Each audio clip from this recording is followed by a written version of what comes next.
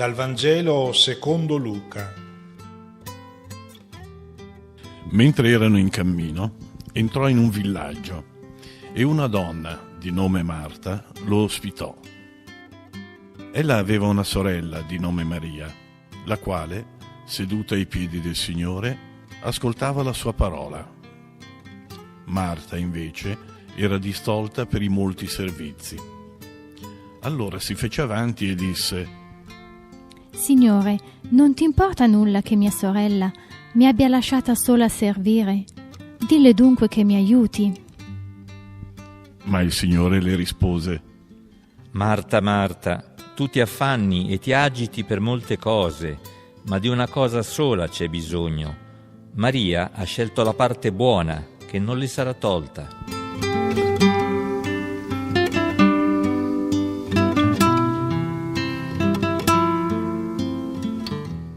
Buona domenica a tutti. Vedete alle mie spalle la Betania di oggi. Si trova a 3 chilometri da Gerusalemme e notate la chiesa francescana che è stata costruita accanto a quella che la tradizione ricorda come la tomba di Lazzaro.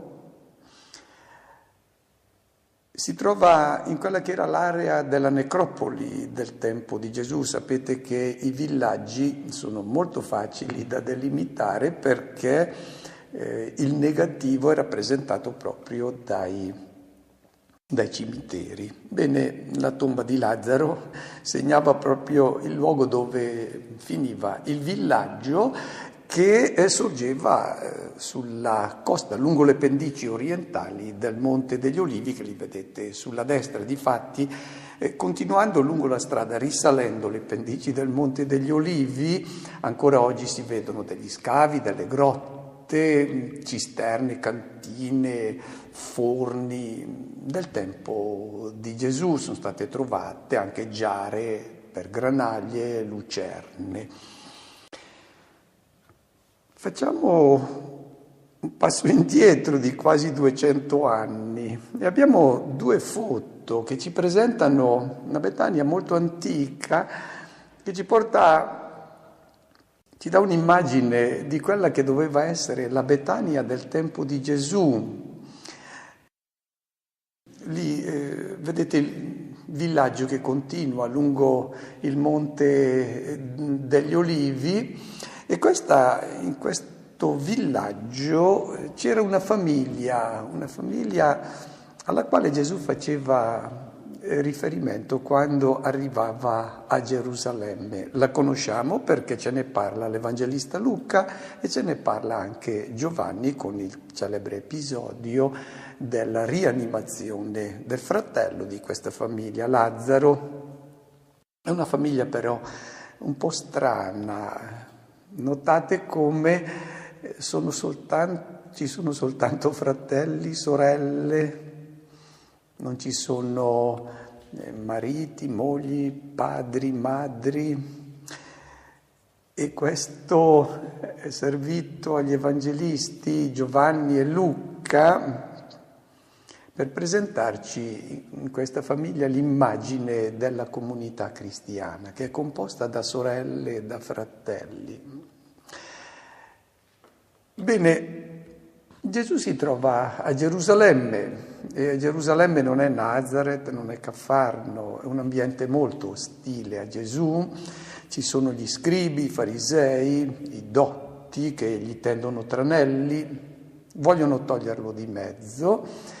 E in questo contesto, quando uno arriva a sera, ha voglia di trovare una casa per rilassarsi, per trovare un contesto familiare in cui sentirsi accolto, capito da chi condivide le scelte coraggiose che sta facendo, vuole sentirsi amato e anche accarezzato.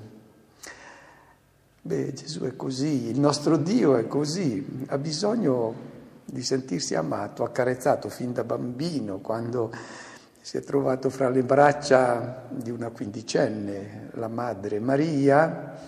Aveva bisogno di carezze, altrimenti piangeva. Questo è il nostro Dio. E qui lo troviamo, il nostro Dio che ha bisogno di essere accolto. di essere abbracciato, accarezzato, capito. Questo è il contesto storico. Vediamo come l'Evangelista Luca rilegge l'amicizia di Gesù con questa famiglia di sorelle e di fratelli. Inizia il nostro brano evangelico dicendo che nel loro viaggiare Gesù entrò in un villaggio e una donna di nome Marta lo accolse in casa. Questo è già una notazione piuttosto strana. Una donna che accoglie un uomo. In quel tempo era ritenuto sommamente sconveniente per un uomo accettare l'ospitalità offertagli da donne. Non si parla di Lazzaro. Di Lazzaro ce ne parla l'Evangelista Giovanni. Sullo sfondo adesso vedete il mosaico che si trova nella chiesa francescana, nell'abside, quella chiesa francescana a cui ho accennato prima. In questa accoglienza di Marta noi abbiamo già un primo messaggio. È importante, dove arriva Gesù, dove Gesù viene accolto, tutti i pregiudizi, tutte le discriminazioni fra uomo e donna, che sono retaggio di una cultura e di un'eredità pagana, vengono superati, vengono denunciati. Gesù è l'uomo libero rispetto alle tradizioni, lui che è così esigente nel combattere il male alla radice, nel cuore. Lo ricordiamo, chi guarda una donna per desiderarla ha già commesso adulterio nel suo cuore. Gesù esteriormente è l'uomo libero perché ha il cuore puro e supera tutte le tradizioni che derivano da paganesimo. Ma non è questo il tema principale del brano di oggi. Qui siamo di fronte al tema del Dio che chiede di essere accolto, chiede ospitalità. Nel libro dell'Apocalisse, quando il risorto scrive alla comunità di Laodicea,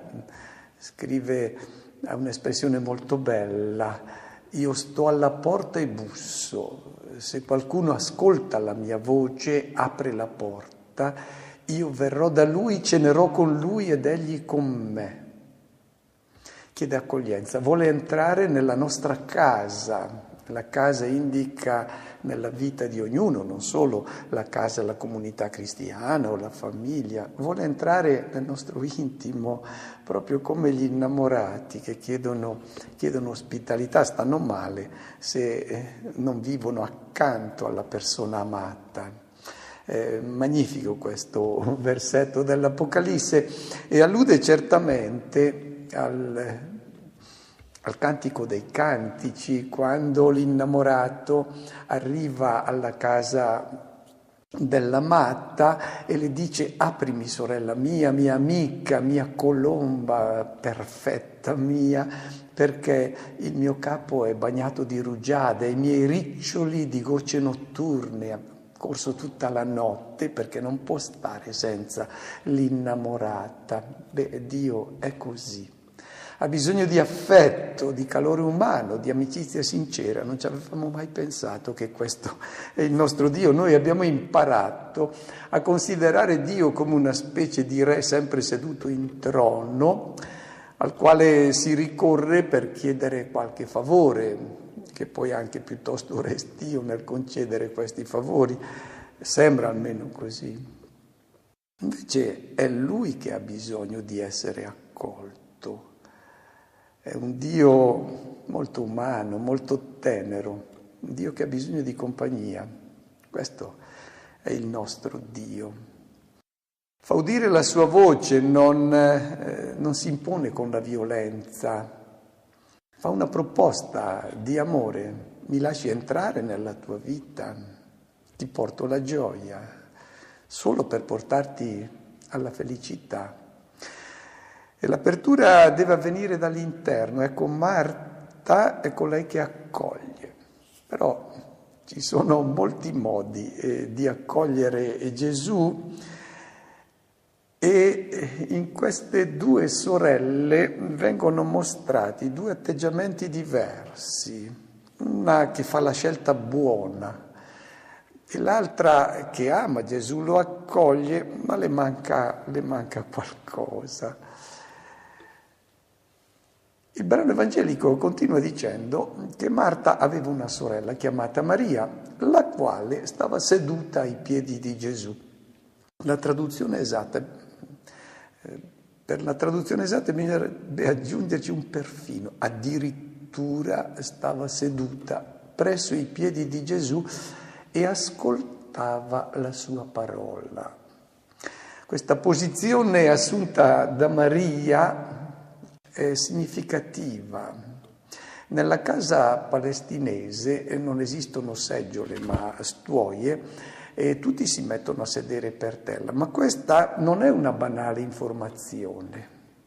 Vediamo di richiamare un po' quella che era la cultura del tempo di Gesù.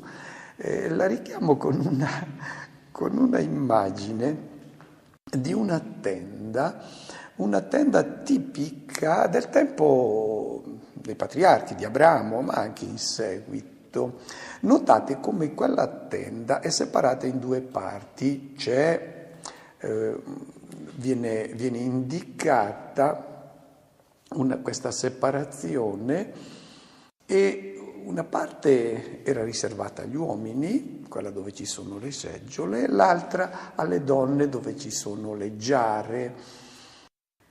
Quando arrivava un ospite, questo ospite veniva accolto dagli uomini, andava a sedersi, conversava con loro, le donne dovevano stare nel loro ambiente riservato, stavano magari anche a origliare quello che dicevano gli uomini, ma non potevano farsi vedere, perché chi accoglieva erano i padroni della casa, gli uomini, e se ricordate, quando quei tre personaggi vanno a visitare Abramo e stanno con lui nella tenda e uno di questi personaggi dice ad Abramo: il prossimo anno quando torno tua sposa Sara sarà incinta, attenderà un bambino, e Sara, che era dall'altra parte della tenda e stava origliando, scoppia a ridere. Com'è possibile? Io sono vecchia.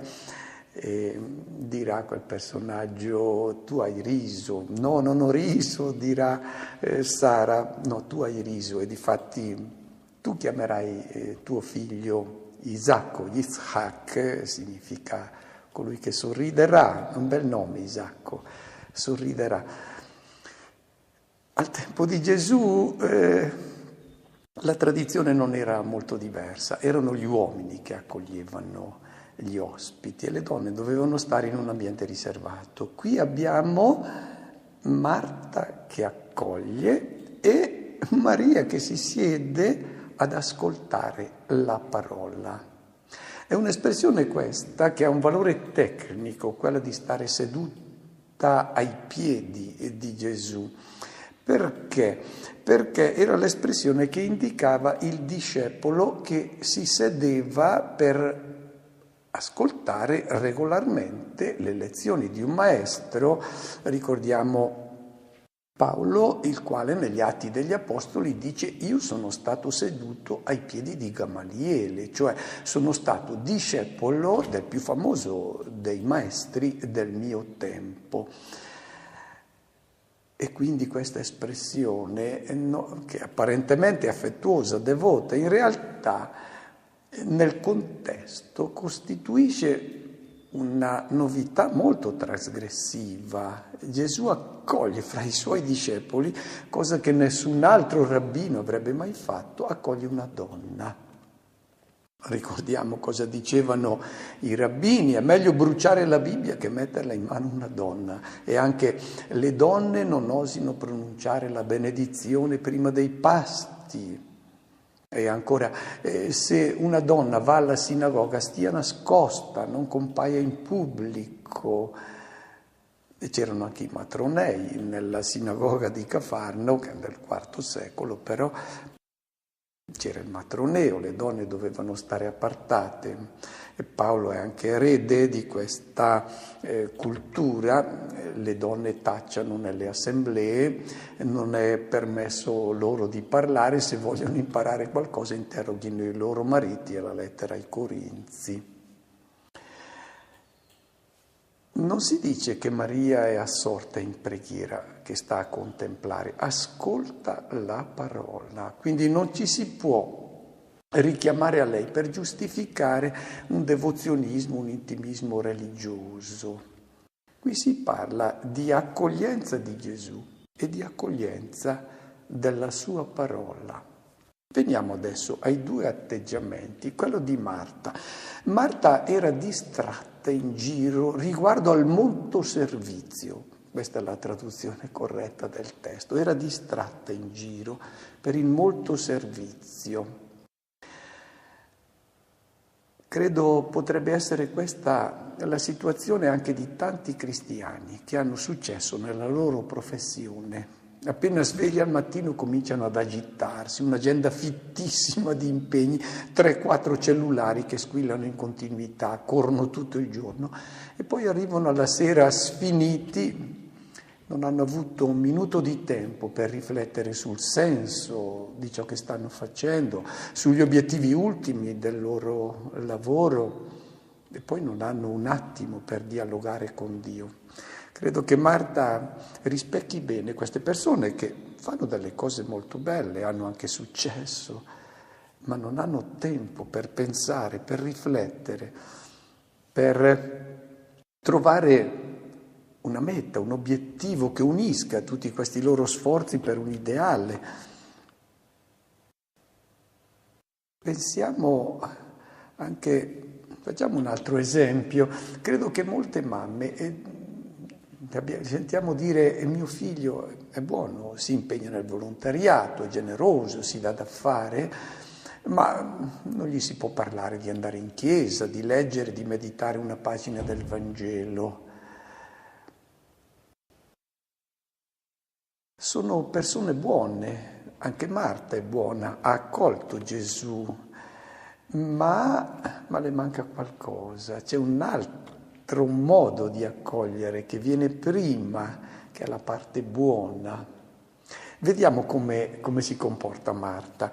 Fattasi sopra, si vede che è arrabbiata, non è contenta e dice: Signore, non ti interessa che mia sorella mi lasci sola a servire e di a lei che mi venga ad aiutare. Queste persone, come Marta, che non hanno tempo per respirare, chiediamoci, alla fine sono soddisfatte, sono serene, sono felici? Che rapporto hanno queste persone con la sposa, con i figli, con gli amici, con i vicini?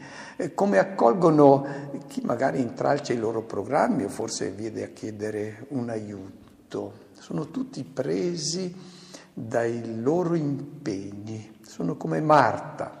Ma Marta non è contenta, lo si vede dal modo con cui se la prende con Gesù. La prova è che le cose non sono impostate bene, è proprio questa arrabbiatura, l'insoddisfazione, il litigio. Si lavora insieme dopo aver ascoltato la parola, questo è importante nelle famiglie. Se non si ascolta insieme prima, se non si lavora insieme, si finisce per litigare. Il Signore risponde a Marta, Marta, Marta. Quando nella Bibbia il nome è ripetuto 2 volte, vuol dire che c'è una vocazione, tu ti affanni, ti turbi per molte cose. I verbi sono significativi. Merimnao indica la divisione che avviene nel cuore dell'uomo, che è attratto tra 2 obiettivi, tra scelte opposte. Tu sei buttata per aria. E poi l'altro verbo, thorumbazzo, vuol dire mettere in piedi una grande confusione. Non riesci nemmeno a godere delle cose belle che stai facendo, non hai tempo per fermarti, per gustare la vita, per incontrare le persone. Vedete, non è il lavoro, gli impegni in favore degli altri che allontanano da Dio, questi avvicinano a Dio. ma è l'alienazione, è il perdere la testa per il lavoro e non avere un attimo di respiro e di tempo per pensare ad altro. Questo disumanizza, fa trascurare ciò che è essenziale nella vita. Vedete, la nostra nobile specie umana è venuta fuori seguendo l'istinto della sopravvivenza e quindi cercando di proteggere la propria vita, procurarsi cibo, procreare figli, ma se riflettiamo questa legge porta soltanto poi alla morte. Marta rappresenta coloro che giocano la loro vita totalmente coinvolti in questo schema biologico che è importante, molto importante, ma guai se diventa l'assoluto, se assorbe tutta la persona. Questo va bene per il preumano, ma l'uomo ha un'altra dimensione. Ha bisogno del pane, ma non di solo pane, c'è un'altra vita che caratterizza l'umano. E Gesù continua, Marta, di una cosa sola c'è bisogno. Maria infatti ha scelto la parte buona, che non le sarà tolta. La nostra traduzione dice la parte migliore, è sbagliato. Il testo parla, ha fatto la scelta giusta, la parte buona. Gregorio Magno, fine del secolo VI, ha distinto 3 gradi di santità, quella dei laici, quella dei preti e quella dei monaci, la più elevata, quelli che hanno scelto la parte migliore. Non ci si può appellare a Maria. Maria ha scelto la parte buona e la parte buona è proprio questa. Prima di muoversi, assimilare la parola. Poi si fanno le scelte giuste. Il grande problema dell'uomo d'oggi è proprio questa trascuratezza della parte buona, di ciò che è essenziale, di ciò che è necessario. L'essenziale è qui, è nel saper distinguere fra ciò che è effimero e ciò che è davvero importante, ciò che è caduco e ciò che invece rimane, che è eterno. E consumo è ciò che invece è necessario per vivere quest'oggi. Il brano termina con le parole di Gesù a Marta, ma non è concluso. Noi ci chiediamo, ma Marta cosa ha risposto? E poi è bello il silenzio di Maria. Maria non dice una parola lungo tutto il racconto, nemmeno per difendersi, per chiarire la propria posizione, per spiegare la scelta che ha fatto. Tace. E tutto porta a supporre che il suo silenzio si sia prolungato anche dopo. È Marta che ha bisogno di sedersi. È bello vedere Marta impegnata e accoglie Gesù, ma l'accoglienza che Gesù si aspetta è anzitutto quella della sua parola. Quando si è accolto la sua parola, allora tutta la vita poi scorre in un modo diverso. Le scelte vengono fatte secondo i valori che lui propone e allora non ci si arrabbia come accade a Marta. Si vive una vita molto più serena. Vediamo Maria che mostra un amore incondizionato, senza calcoli in seguito. Noi la vedremo nel Vangelo di Giovanni versare quel profumo di nardo. È l'immagine stupenda di questa donna che è stata coinvolta dalla parola, ha accolto nella propria casa, nella propria vita la parola del Maestro ed è portata a questa generosità incondizionata che è la manifestazione del proprio amore. Buona domenica a tutti.